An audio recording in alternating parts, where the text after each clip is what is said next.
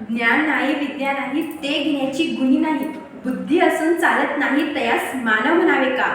ओळखलत का, मी आज सावित्री सावित्री ज्योतिराव फुले, सातारा जिल्ह्यातील खंडाळा तालुक्यातील नायगावच्या खंडोजी नेवसे पाटलांची मी कन्या.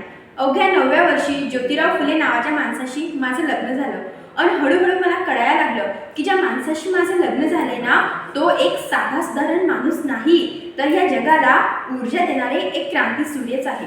त्या काळी बायांनी उमरा ओलांडण्याची पद्धत नव्हती. बाईच्या जातीने कसं आपण बरं, आपलं घर बरं, घरातली माणसं, स्त्री पुरुष उच्च नीच असा लई भेदभाव होता. पण या सर्वांवर एकच उपाय होता, ते म्हणजे शिक्षण. शिक्षणाचा ध्यास असा एकच खूळ ज्योतिरावांच्या मनात होता.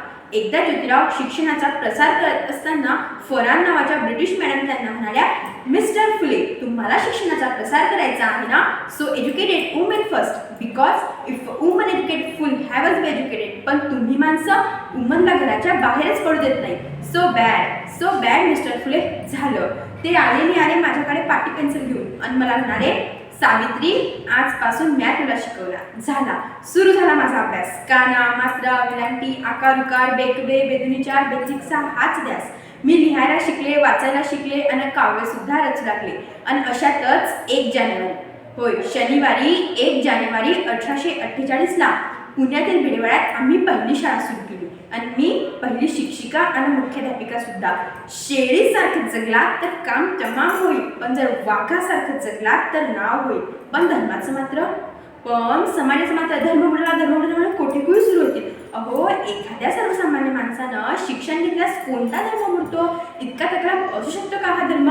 ओ, शाळेत जाताना चिखल फेकलं मी सहन केलं, शेण मारलं तरी मी सहन केलं, थुंकले तरी मी सहन केलं. आता माझ्या सहनशीलतेचा अंत झाला होता आणि अचानक एक भीतिगड माझ्या समोर येऊन बोलतो, ए चमडे, कुठं निघालीस? आधी आमच्या पोरीबाईंना शिकवणं बंद कर. अगं, तुला तुझी अब्रू प्यारी आहे की ते शिक्षण? कदाचित त्याला माहीत नसावं की आम्ही ज्योतिराव परिवाराच्या पत्नी आहोत ते. अशी घेतली आणि चमकन त्याच्या कानाखाली लावली आणि सुनावलं की आज आलाय थोबाड फुटलंय, पण जर पुन्हा आलास ना तुझ्या रक्तानं ही धरती रंगवेल. स्त्री कोणत्याही जातीची किंवा धर्माची असो, ती नेहमीच यात बळी पडत आलेली आहे. अहो, एखाद्या स्त्रीचा नवरा वारला म्हणून तिनं सती जायचं? आपला नवरा वारला यात तिचा काय दोष असतो? म्हणून यासाठीच आम्ही काम केलं. इंग्रज सरकारनं सतीमधी प्रथाही सुरू केली, सतीमधी सुद्धा सुरू केली. आणि अशातच आम्ही विधवा महिला काशीबाई हिच्या मुलालाच म्हणजेच यशवंताला आम्ही दत्तक घेतलं. तिच्या तुरतुर धरण्याने आमचं अंगण तसं भरून जायचं. त्याला वाढवलं, मोठं केलं आणि डॉक्टरही बनवलं. आणि अशातच पुण्यात पेटची साथ पसरली होती.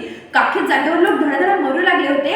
तेव्हा आम्ही यशवंताला सांगितलं, यशवंता, आपल्याला हॉस्पिटल उभारायचंय. यशवंतानं हॉस्पिटलही उभारलं. पण प्लेग हा संसर्गजन्य होता, त्यामुळं कधी ना कधी तो मलाही होणार होता. पण आम्हीच मुळीच जगलो या समाजासाठीच ना, तर त्यासाठीच जर मरण पत्करावं लागलं तर मरणा तुझं स्वागत आहे.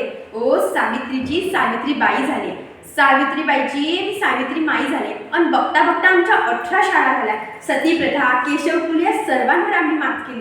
कारण आनंद होता तो आयाबाया शिकण्याचा. म्हणून म्हणेल, विद्येविना मती गेली, मतीविना गती गेली. विद्येविना मती गेली, मतीविना गती गेली, नीतीविना शुद्ध खचले. आणि एवढा अनर्थ एका विद्येने केले. म्हणूनच मुलींना वाचवा, मुलींना शिकवा आणि या देशाची साक्षरता वाढवा. का? जर एक मुलगा शिकला ना तर तो एकटाच शहाणा होतो. का?